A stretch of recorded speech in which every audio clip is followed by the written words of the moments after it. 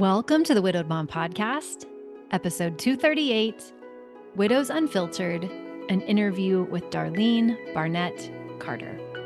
Welcome to the Widowed Mom Podcast, the only podcast that offers a proven process to help you work through your grief, to grow, evolve, and create a future you can truly look forward to. Here's your host, Master Certified Life Coach, Grief Expert, Widow, and Mom, Krista St-Germain. Hey there, welcome to another episode of the podcast. Last time we spoke, or I guess I spoke to you, which is how podcasting works, I mentioned that Todd's oldest was getting married, and that is done. It happened yesterday. It went well. December wedding in a barn in Kansas is maybe not the warmest, but it was still very cute and quaint, and they were so happy.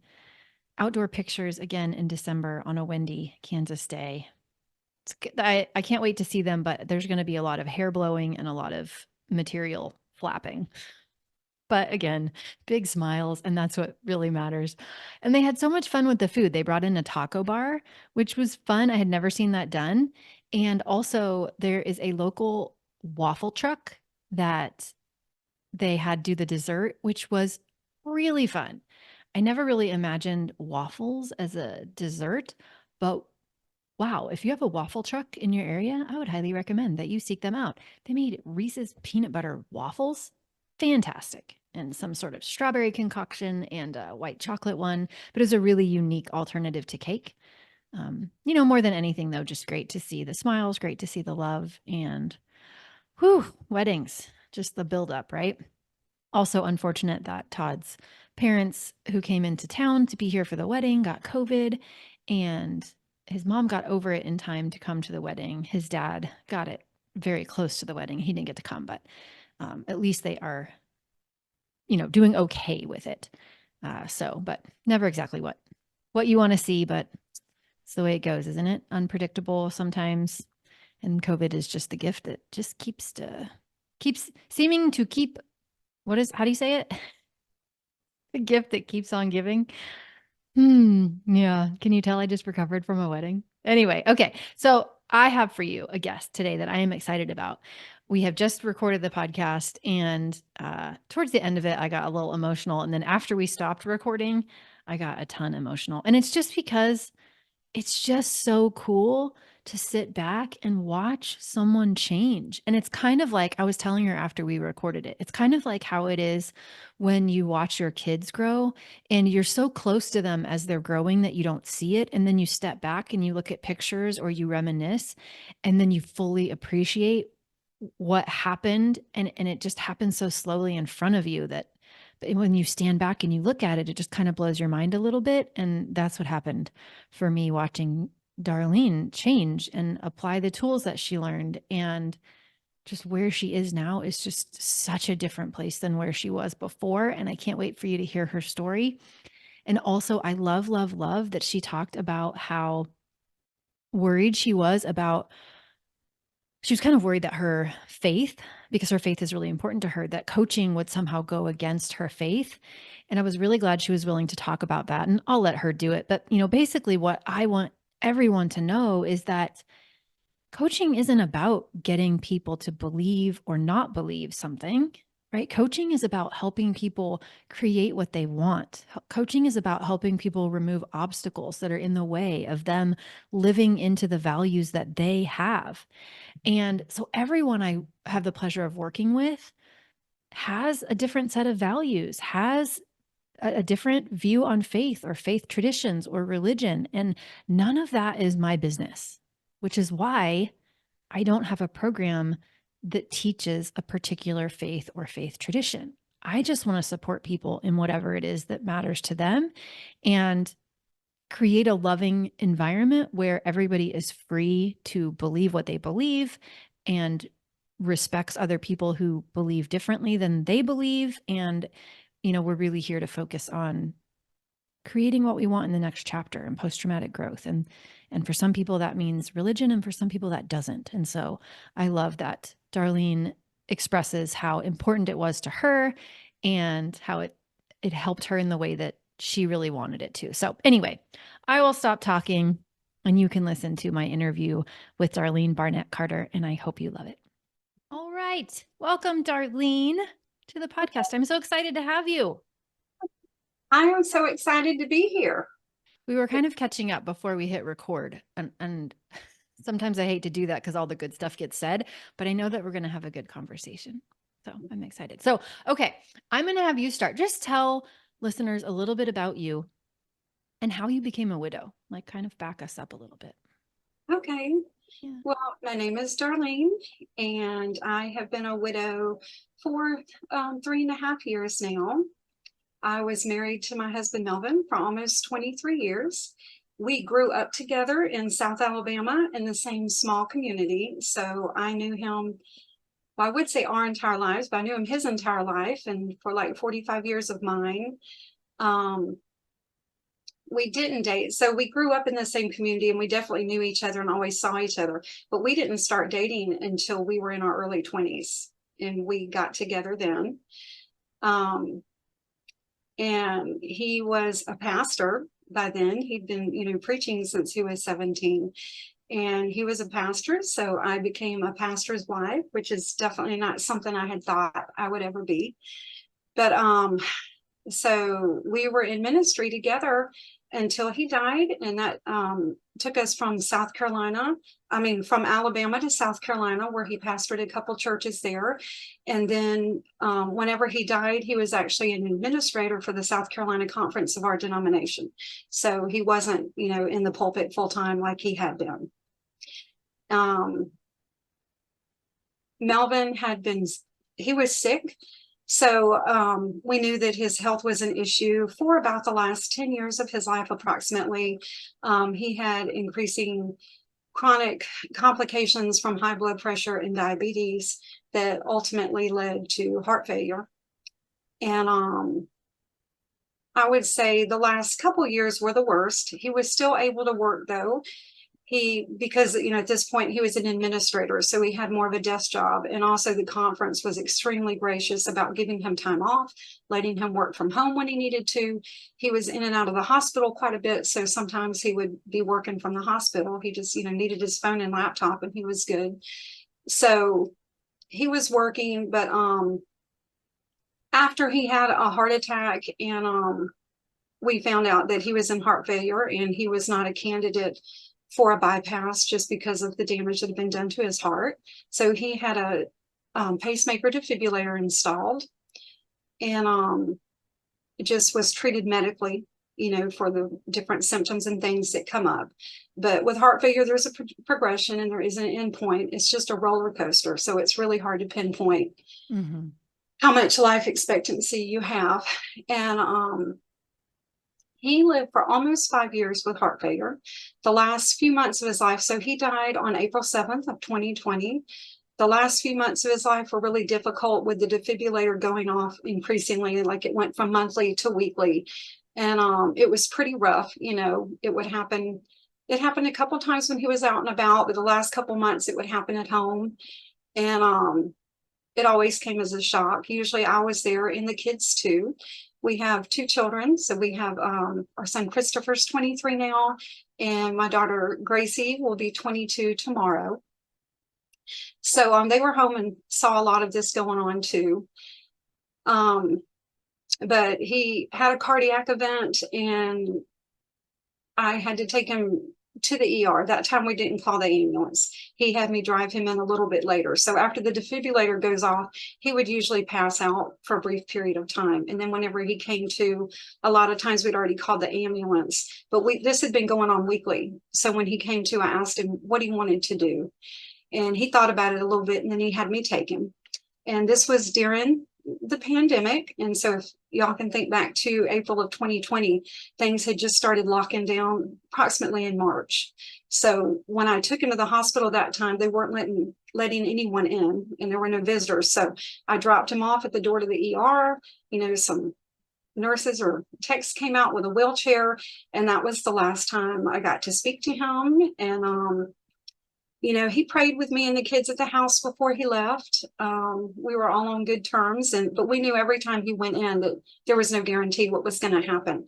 So I dropped him at the hospital that day, and they made the decision about maybe 36 hours later to transfer him to another hospital that was in Charleston, South Carolina, where they were going to try another procedure, a specific,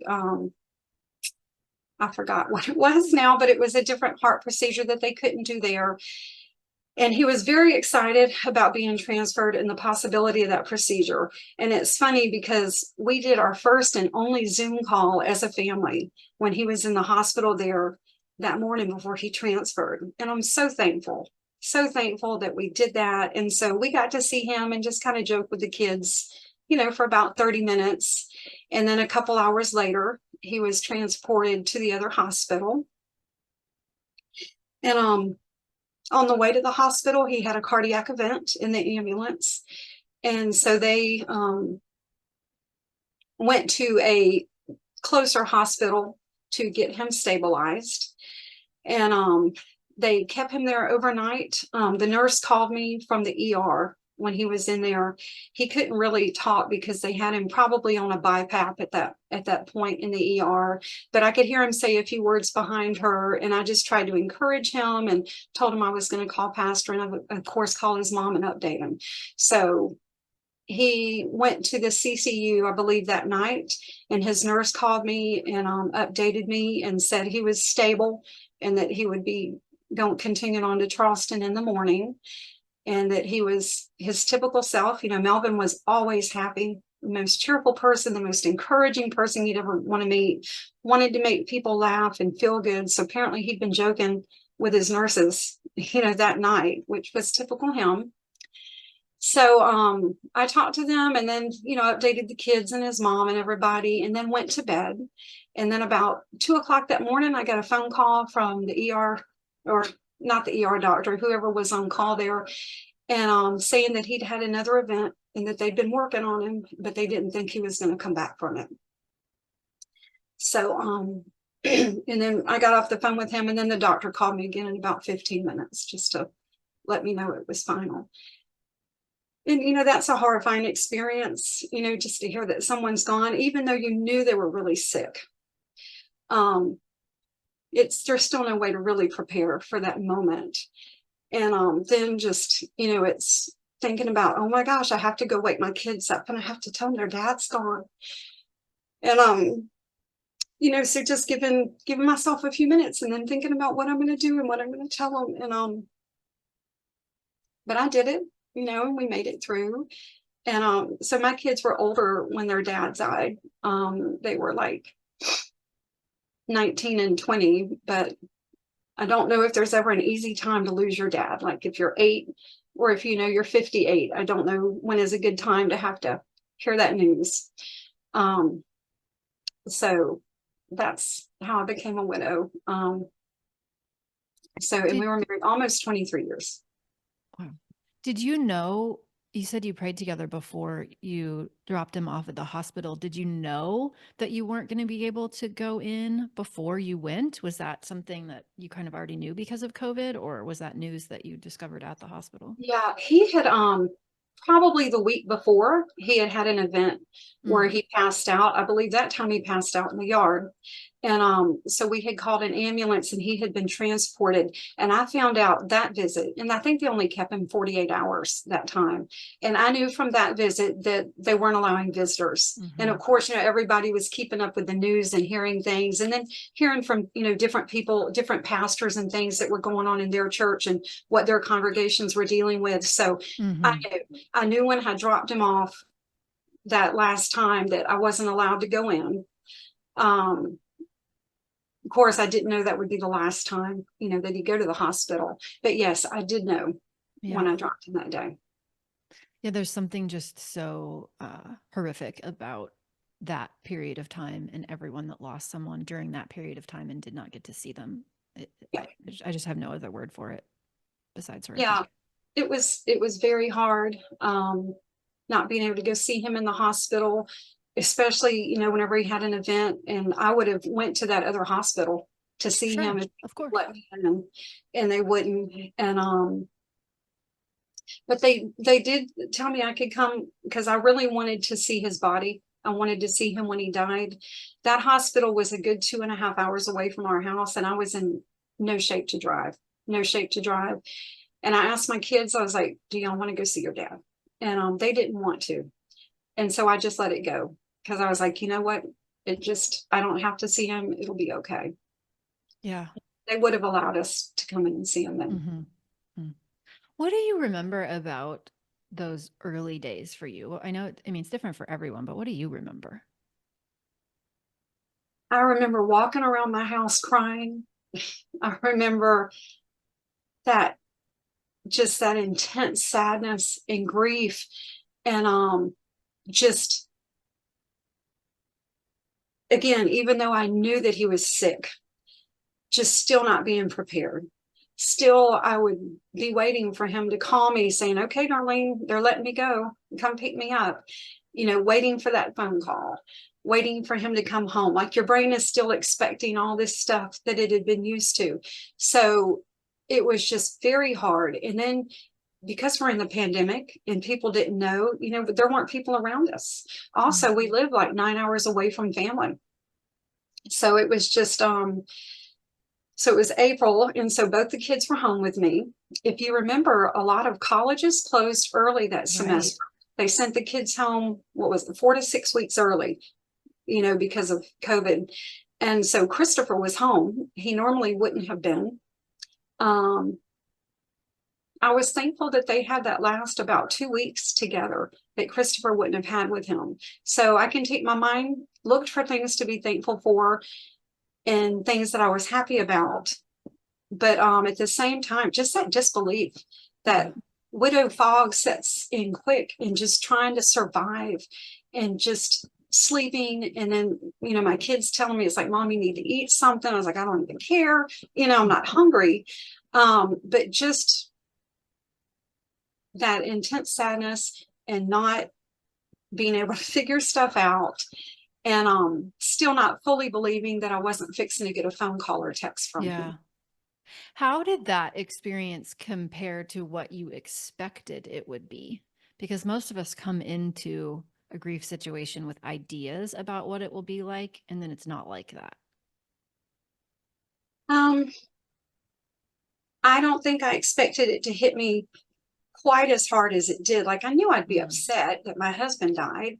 And you know, he was my best friend for nearly 50 years. And so I knew that, but you know, I had been dealing with anticipatory grief for several years. So whenever he actually died, it was still intense. I think I thought that it would be a little bit easier, although easy may not be the best word. I didn't expect it to hit quite as hard as it did. And I think I was more distraught than I expected.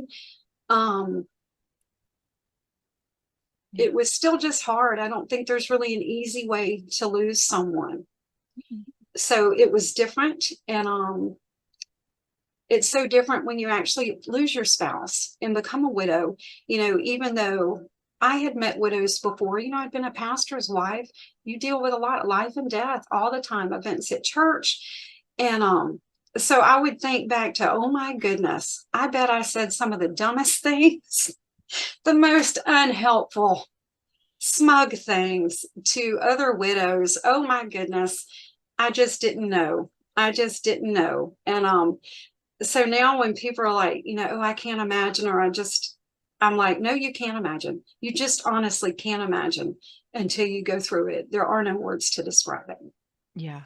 Yeah. And if I had a nickel for every widow who said, I regret all the things I said before, I would have a lot of nickels, right? This is a pretty universal experience because you just don't exactly know what it's going to be like until it's there. And I'm so glad that you said that even though you expected, because you had some anticipatory grief, that it would be easier and then it wasn't. I think that's really good for people to hear, right? Because a lot of times we don't talk about that out loud. We just kind of, you know, shame ourselves or wonder if there's something wrong with us because we're having a more intense grief experience than we thought, you know, because for whatever reason we thought we saw it coming or, could anticipate it in some way. But just because we could anticipate it doesn't make it easier. No, it was still horrific. And then I think, from a church and faith standpoint, so many times you hear that he's in a better place. He's at peace now, things like that. And I want to be like, I know he's in a better place. That doesn't mean I'm not sad. Yeah. I still miss him. It's not that I don't know where he is. And I was very thankful that he was no longer in pain and that he was no longer, dealing with his defibrillator going off all the time and all these just awful things. I was thankful for that. I'm still thankful for that. But it doesn't mean I wasn't sad and that I didn't miss him and that I didn't wish he was still here. And I didn't, wish that I could have one more conversation, one more hug. I think that's a great example. Totally separate things. Yeah, I think that's a great example of what it's like to live in the and, where yes, you did find comfort in knowing, where he was, and also that doesn't take away sadness. Sadness can coexist with gratitude. Mm-hmm. Yeah. Yeah, that's true. So fast forward for me a little bit, or walk me up to the point where you crossed paths with me or the podcast. Like how did that happen? Okay, so let's see. He died in April, and the first few months are such a blur and so much going on. I started looking for grief resources because I didn't want to stay where I was, and I needed help moving forward and figuring out what to do. And so the first couple places I looked, I don't know, it may have been random, Facebook groups or random Google searches about grief. And you'd have these poor widows that are like, my husband's been dead 15 years. Every day is as bad as the first one. I was like, oh, sweet Lord. No, if this is what I have to look forward to, please kill me now. I can't live like this for the next 20, 30 years if this is really what I have to look forward to. And those comments are all over the place. And it's sad and it's depressing. And now that I've come further in my widow journey, I feel for those women, and I wish I could help them. But there's so much just horrible grief stuff out there and people sharing their feelings, which is great. But I was like, there's got to be something else out there than just these horrible, sad things. I had recently started listening to podcasts that year. So I was like, maybe there's a podcast for widows. I think I just put the word widow in the search bar, and one came up. It wasn't you. It was someone else who had a podcast. And so I listened to a couple of hers and they were really good. Like I was still sad and I would cry during some of them because some of the stuff she said, it's not all the, roses and lollipops and things that you want to hear, but it was sweet and it was kind and it was still encouraging. So I looked her name up and looked at her certification, because I'm like, well, what makes them think they can tell somebody anything about grief for being a widow, although she was a widow. So then that led me down a path to look at her certification.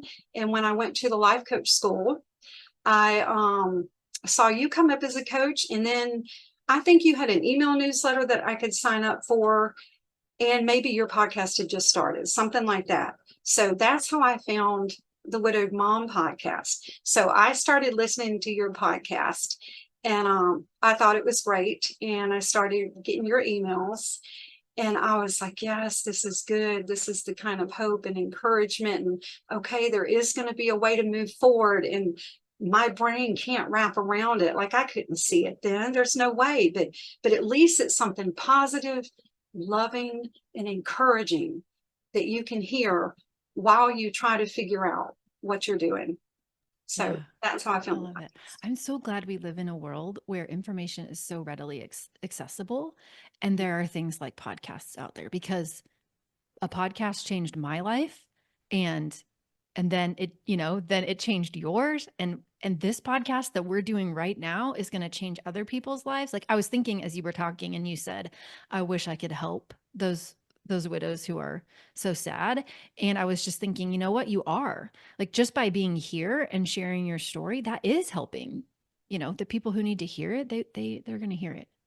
So, what made you decide that you wanted to join Mom Goes On? And I know you've told me about some reservations that you have. I'd love to hear about those too. Hey, yeah. So I found out about your coaching program. Again, that may have come from some of your emails because you had, Mhm. email newsletters you could sign up for.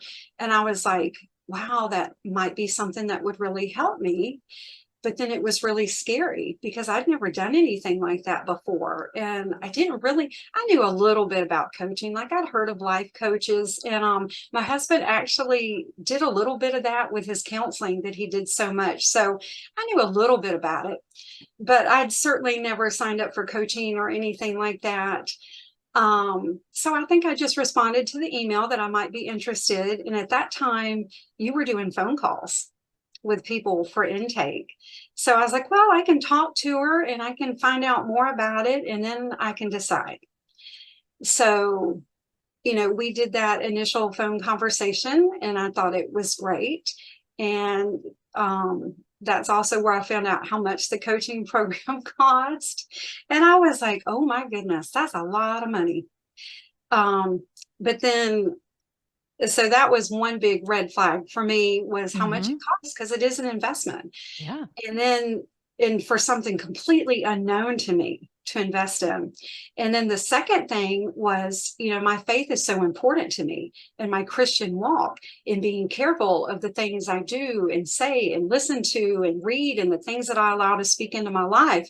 I was like, well, this may just be some crazy new age, anti-God, crazy stuff.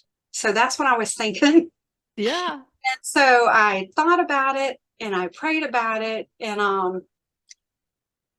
was like, you know what? I'm just going to do it. And I'm going to have my guard up at all times and be ready, because you also offered, I think, a money back guarantee. And I was like, well, if Mhm. I have to, I can get out of the program and I'll just figure it out. But I was scared half to death when I signed up for it, because it was such a big leap, for both of those two reasons. And so, I come into it and everything was great. The workbooks are wonderful and the Slack channels and the coaching and everything's good. But I was ready. If it was going to be something that went against my faith values, I was like, I cannot be part of that. So Yeah. those were my big reservations starting. Where did you, like, at what point did you relax, maybe is the right word, or like kind of realize that no, this actually doesn't go against anything Mhm. that I want for myself or believe? Um, I don't think it took very long, maybe a few weeks. I started in December, which, is a crazy month with Yeah. holidays and everything. So I wasn't intensely as much in the workbooks as I wanted to be. Um, but it took a couple weeks, and then I would read stuff or I would be listening to a coaching call and you would say something. And I was like, well, that kind of sounds like this scripture over here in the New Testament. It's the exact same thing Krista just said, but she's not quoting scripture. But that thought process is exactly what I've read in the Bible.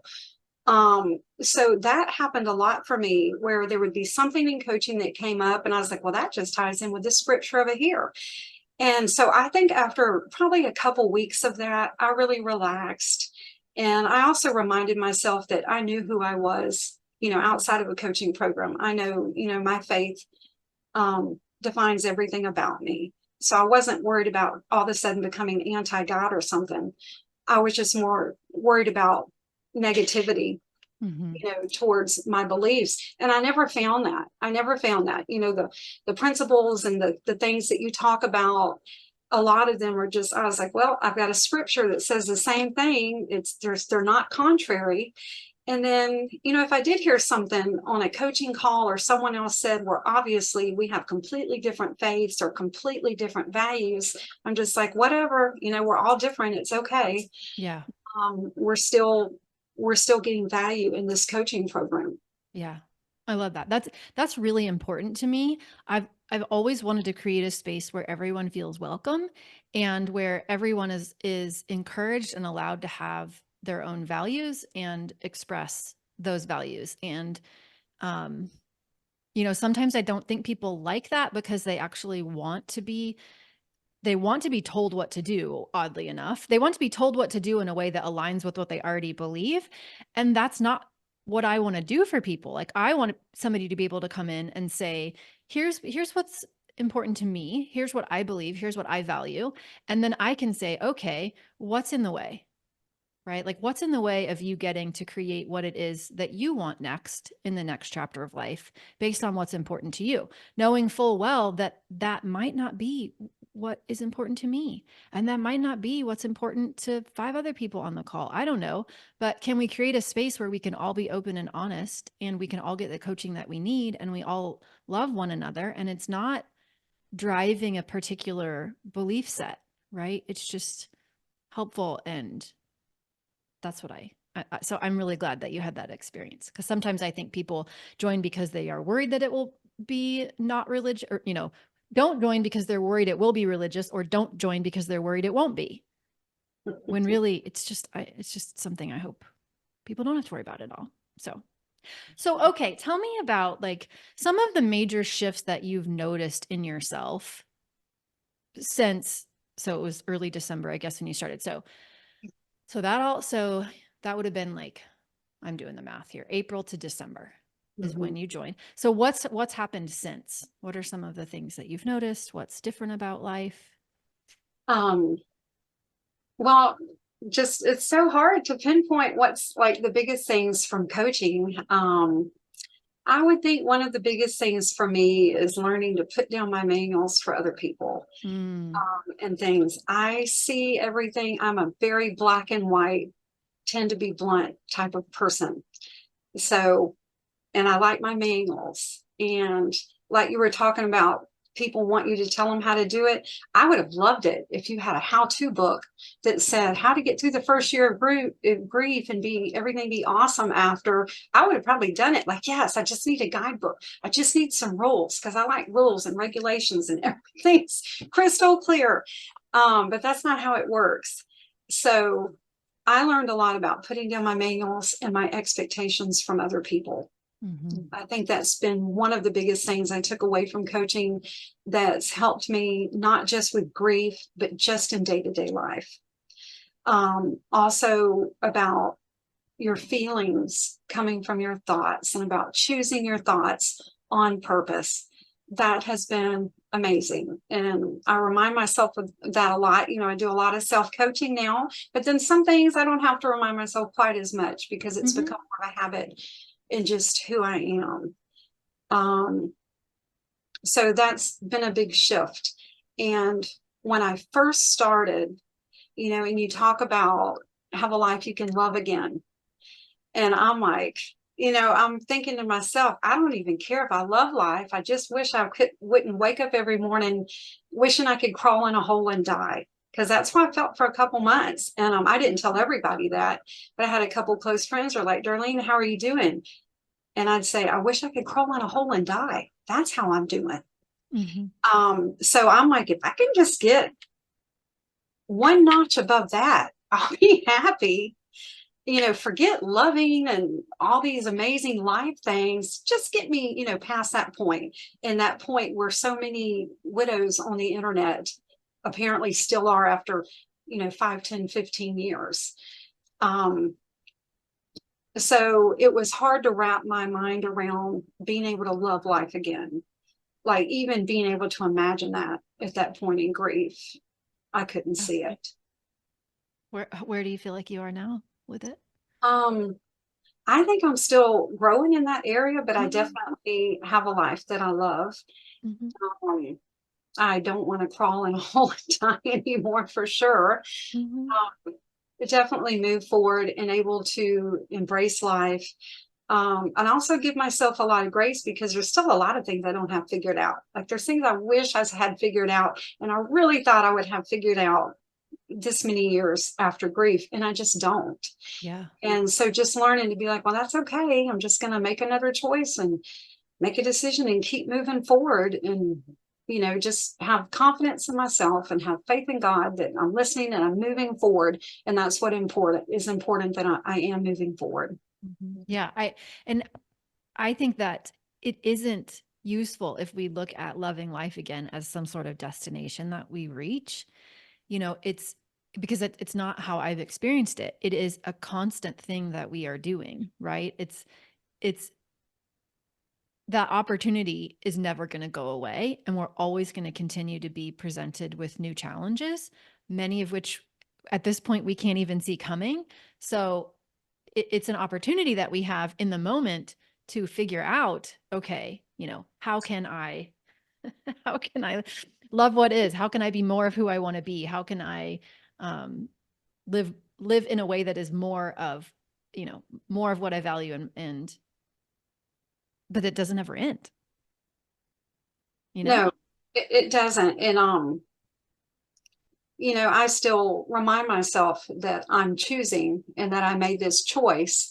And, because I still have grief bombs and grief days, nothing like before, but still. And I would just remind myself, not so much now, but even maybe a year ago, like, no, Darlene, remember you're choosing to do this. You said you wanted to be in coaching and you wanted to work on this, and that's okay. But remember, you chose this. Or, fast forward more, whenever I decided to start dating and things were tough, I'd be sad. I'd be like, well, remember, you chose to do this. You said you wanted to move forward and this is what you wanted to do. So just remember that. And you can make a new choice, or you can choose to keep doing hard things this way. Yeah. And look at you. Yeah. It's super fun for me to sit back and watch the whole trajectory of it. Right. Like I didn't get the internal experience that you had where, those moments of wanting to crawl in a hole happened, but all the coaching conversations we have had over the time that you spent in the program and then in masters, you seem like in a pretty different place to me, right? Like I remember times where it didn't seem like you could imagine that you could do the things that you are currently doing, right? And that's so normal, where we don't have the vision exactly for what we want or what that could look like or how it could be possible, but you just keep going and you just keep leaning into the belief that it could be possible, and then you make it so, which you did. Yeah, leaning into that discomfort. It's like there's so much discomfort, and just allowing it and leaning into it and choosing to keep doing those uncomfortable things. Yeah. And you did a lot of that in the program too. And I hope you applaud yourself for that. And by that, I mean, like, you regularly got coached. Like, sometimes people come into the program and I don't even really get a chance to know them because they don't show up on calls and they don't tell me what's going on for them. And you were always willing to be coached. You always had something on your mind that you were willing to talk about, which of course not only benefited you, but it also benefited everybody else in the program because they got to watch your journey and learn from it. So I applaud you for that. I hope you applaud yourself for that. I appreciate that. It was weird, going into a coaching program, but especially for group coaching, like, thinking like, what do you mean I'm going to be in a group with a bunch of other people listening to me talk about my feelings, or these are strangers? And it was very weird for me going into that. But yeah, once you get on a call and you see, you're like, oh, it's okay. It's comfortable and everyone's loving. And I never would have believed before how much value there was in listening to someone else get coached. Like, you would have thought, oh, I'm only on the calls that Krista coaches me. That's where the growth is going to happen. That's not. I don't think that's where the most growth happens. Usually for me, it would be food for thought. And then I would probably forget half of what you said to me when you were coaching me. But then it would be on the calls with other people where it would be reinforced. And I would sit back and be like, I'm dealing with the exact same thing. Let's see what Krista says about this. So it was nice to still have that growth, even when I wasn't the one being coached. And then just nice knowing I'm not the only weirdo in the group. Pretty much all of us had the same thoughts and feelings. And oh, that's not as crazy as I thought it was, because every other widow in the world, it seems, had the same thoughts about things.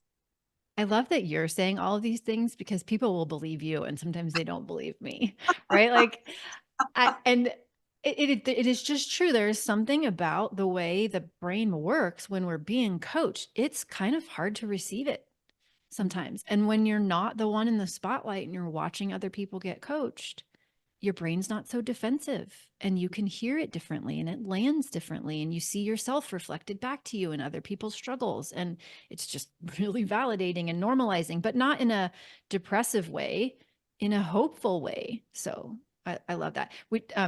Suzanne was having a conversation with someone pretty recently who was really hesitant about group coaching because in her mind, it was going to be, talk about your problems to a group of people, and then everyone in that group is going to tell you what they think you should do.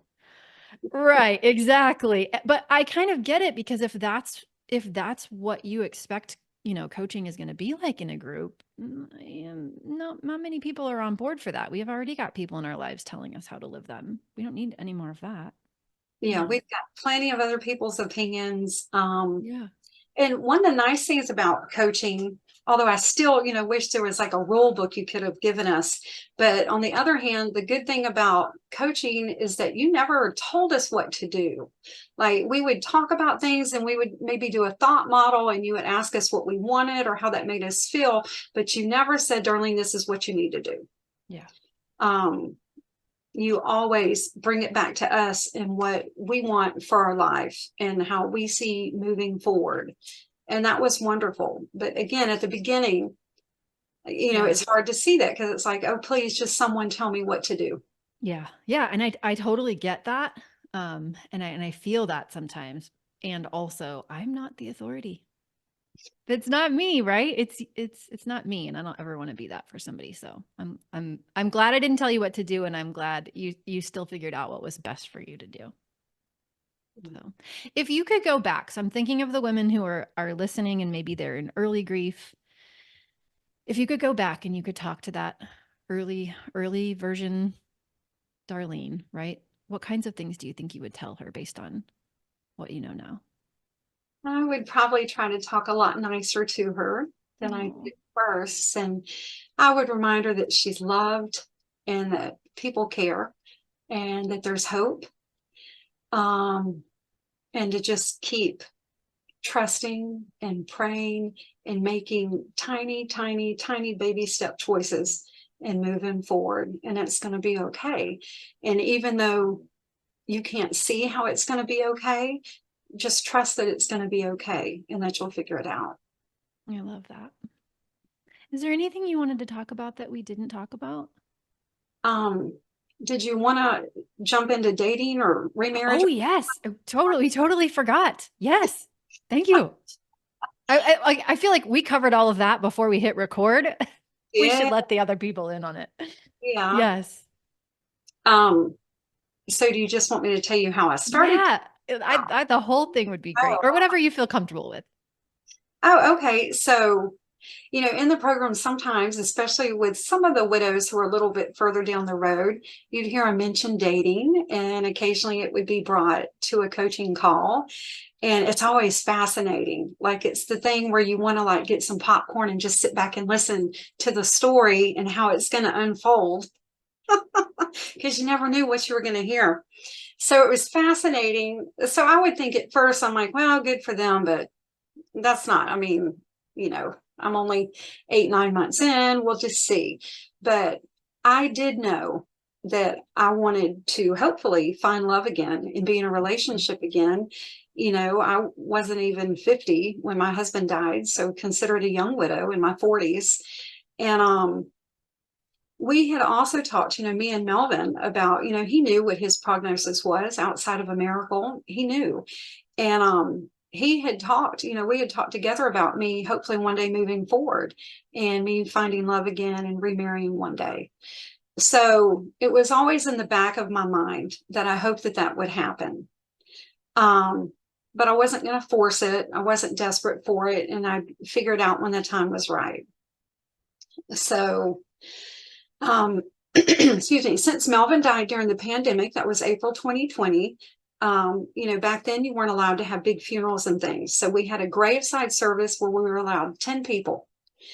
So we had 10 people at the graveside, but like I said earlier, we were both from a small community in Alabama. So the community came out. They had lined the sides of the roads as we were driving. They were behind the fence at the cemetery. So they were there and they were present, but it still wasn't a funeral. And, also, we were naive in April 2020 as to how long this was going to last. Mm-hmm. And so, I talked about, well, by the end of the summer, we'll have a real funeral. Well, of course, that didn't happen because there's still just ongoing COVID and different lockdowns and restrictions. So, but I still knew that I wanted to have an actual funeral for him. We did do a televised or like a Facebook Live service in South Carolina that fall shortly before I moved. But it wasn't the same as the funeral back home. So that just kept on the back burner. But in my mind, it was always unfinished business until I had that complete for him. And we finally had his funeral in June of 22. So over 2 years later, where we had that service back home. And it was like an immediate peace when I finally did that. Like, no one had told me I had to do this funeral. I wasn't making myself do it. I wanted to do it. But it was amazing just the relief I found after we had that service. And it's like, okay, I'm done. I can make that next step forward. I've done what I wanted to do. So it was probably in July of 22 that I was like, I think I'm ready to try dating. So I had a lot to learn about dating because it changed a lot, in the last 30 years. Yeah. So I hadn't been on a date in 25 years and I was scared to death. And I had certainly never used a dating app before. So all the crazy stuff you hear about. But then I did meet someone on an app and had my first date. And I made myself physically sick that day leading up to it. I was scared half to death. Ended up having a wonderful, wonderful date. Really nice man, weren't a good fit, but it was a really good experience. And I was proud of myself for getting through it, sickness and all. So then I continued on the app some, and then I would have frustration with, why doesn't anyone just come up and say, hey, what's your number? Like all these little, I guess, high school type things from 30 years ago. I guess no one meets that way anymore. So I met a couple nice men on the dates, had some nice times. I was pretty blunt about my faith on the app and who I am as a Christian. And I also learned a lot of people define Christian differently than I do. So yeah, learned some lessons that way. But were you pretty outspoken on the apps about being a widow as well? Or did you not share that? I was when I first made my profile. So the first app I tried was Bumble. And when I made my profile, I did not mention I was a widow because I was still just very protective of that part of my life and that season of my life. And I had heard pros and cons either way of if you should say you're a widow or you're not. So I initially did not put that, but it would come out pretty quick, like chatting in the app or something like that. So I didn't really try to keep it a secret. I just wasn't bold with it. But then I think maybe after a few weeks, I changed my profile and put that I was a widow. And I still probably couldn't say which is better to do. That's just what I decided to do. So I got really frustrated with Bumble and the quality of men I was meeting. And so then I tried another app that was actually recommended by another widow in our group, our sweet Belinda. And I was like, Belinda, we love you. Belinda, we miss you. So I was like, well, I guess I'll try it. And that's where I met Steve. And so Steve was living 2.5 hours away from me in Murfreesboro. I'm in Chattanooga now. So I moved from South Carolina to Chattanooga in November of 2020 to be close to some of my family that lives here. And he was in Murfreesboro. He is a widower. So it was, it's kind of neat that we have that in common. You know, we also share the same faith values, and, you know, our faith is very important to us. So we clicked pretty good from the beginning, just on the app. But then I had to do a lot of thought work too with, you know, reminding myself that he's a widow and he's grieving too. It's just different, some of the things that you deal with. But then it's great because we can talk about grief. We can mention our late spouses. It's no big deal. We're not threatened by them. We understand if someone has a grief bomb, or just, wow, I don't know why that hit me that way, and that was just kind of out of the blue. It's really nice that we can share that, and we get it. All the weird grief things, get some too. I love it. So I met him. We started dating. Our first date was in September. We met on the app in August. Our first date was in September. He would drive 2.5 hours each way for every one of our dates.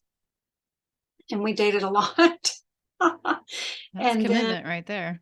Commitment. And then we went exclusive in November of that year. Because when we first started, I was, you know, dating other men, you know, just still, because I wasn't ready or desperate to settle down. I was like, well, I'm taking notes. I'm curious about what's out there. I'm in no rush. And I had very specific things that I wanted and expected from a man. I was like, I'm not going to settle. And the number one thing for me was my faith, and our shared Christian values. And, you know, after being on the apps a very short time, I was like, Lord, I don't know how this is going to happen. I don't think it's going to happen with an app, but, you know, I'm open to meeting people in real life. I'm open.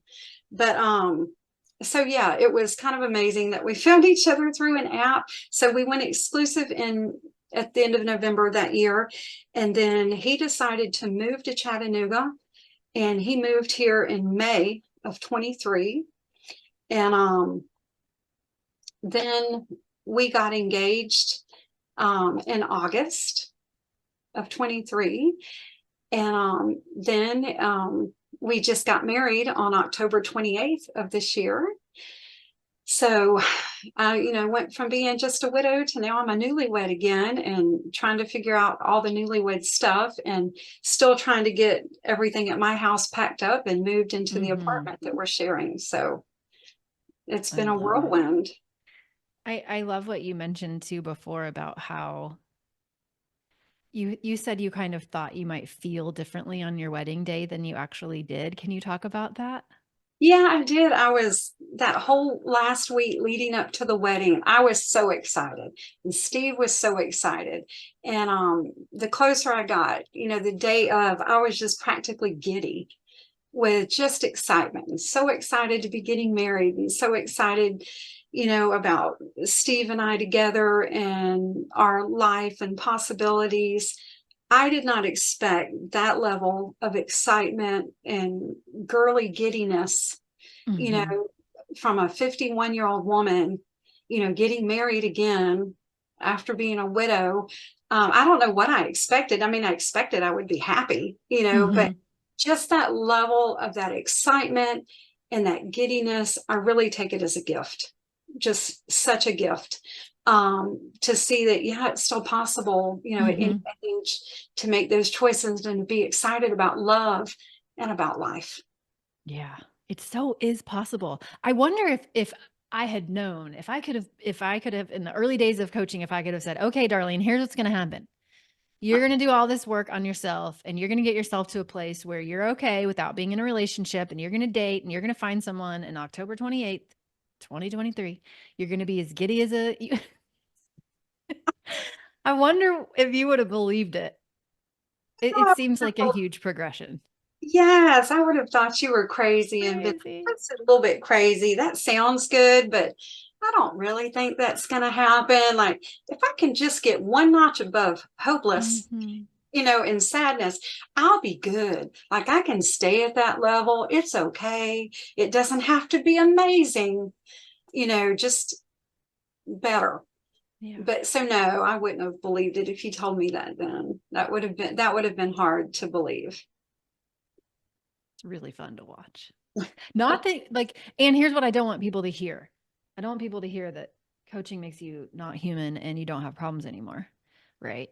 You still have the ups and downs of being a human on this planet. There are still many challenges yet to come. And also, we don't have to settle for one notch above. Like, yes, let's get there. Let's start there. And also, whether, I don't care what the resources that people ultimately end up using. What I care about is that women don't settle for a subpar life that is less than what they want because their spouse died. Yeah. Let's not settle. Not settling for the status quo and just barely surviving. You can thrive, and it's going to be hard. The work is so hard, just that mental work that, a lot of people have done a lot of it because they've been in therapy or and stuff before, but that mental work is not easy, and you have to choose to do it. And, there were times I reminded myself, well, Darlene, you said you wanted to move forward. You said you wanted to work on this. Okay. So, and just these little reminders to myself about I'm choosing and I'm figuring it out. But yeah, I'm glad that I didn't just settle for barely surviving and think that that was good enough. And like you said, there's still a lot of hard days. I still have grief bombs.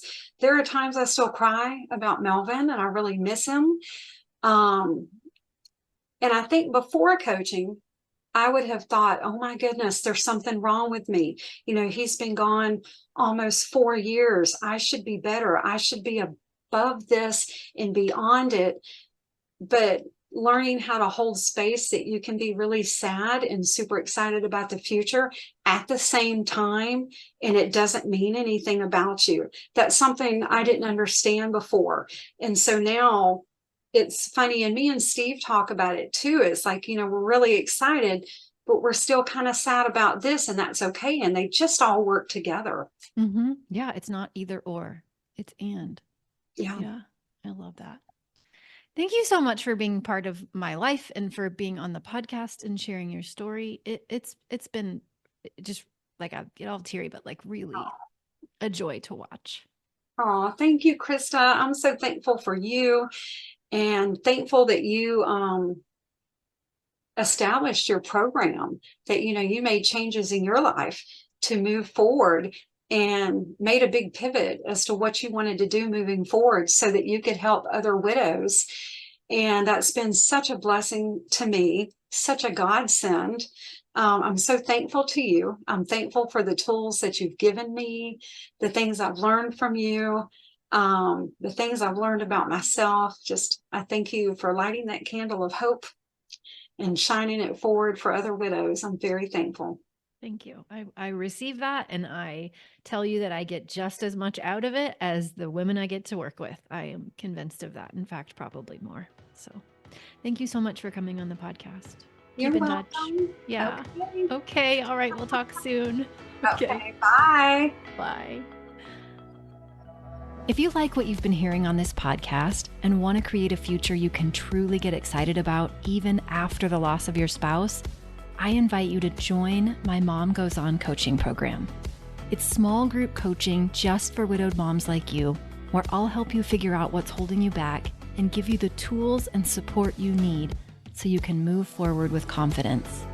Please don't settle for a new normal that's less than what you deserve. Go to coachingwithkrista.com and click Work With Me for details and next steps. I can't wait to meet you.